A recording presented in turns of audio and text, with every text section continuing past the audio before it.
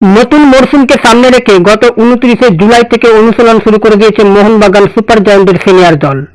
Head coach Jose মলিনার পর্যবেক্ষণে মোহনবাগান দিবস থেকে অনুশীলন শুরু করে দিয়েছে সবুজ মরুন ব্রিগেড। এবার নতুন মরশুমের জন্য হেভি ওয়েট দল গঠন করেছে মোহনবাগান সুপার জায়ান্ট। গত মরশুমের মতো এইবারও একাধিক নামী ফুটবলারকে সই করিয়ে চমকের পর চমক দিয়েছে মোহনবাগান। ম্যাকলারেনও যোগ দিয়েছেন অনুশীলনে। ম্যাকলারেন গত মঙ্গলবার মিডিয়া সেশনে সাংবাদিকদের সাথে কথোপকথনে জানিয়েছেন ট্রফি জয় করার জন্য করণীয় কি। ট্রফি জয়ের জন্য জেমির সহজ টোটকা হলো আক্রমণে উঠতে হবে, গোল করতে হবে, তাহলেই সহজ হবে ট্রফি জয়ের পথ।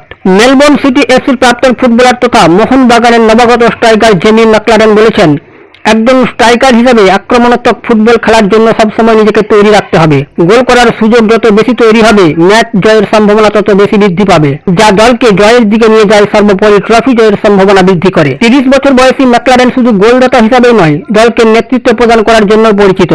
গত কয়েক মরশুম ধরে মেলবোর্ন সিটি এফসিতে অধিনায়কের আর্মব্যান্ড পরে গুরু দায়িত্ব পালন করেছেন। অধিনায়ক হিসাবে নেতৃত্ব দেওয়ার কয়েক বছরের অভিজ্ঞতার জন্য তিনি মোহনবাগান দলের গুরুত্বপূর্ণ সদস্য হবেন বলেই মনে করা হচ্ছে। মোহনবাগান সুপার জায়ান্ট এশিয়ান মঞ্চে ভাগ্য পরীক্ষা করতে চলেছে, যেখানে জেমির এই বৈশিষ্ট্য মাঠে কাজে লাগতে পারে সবুজ মেরুন ব্রিগেডের।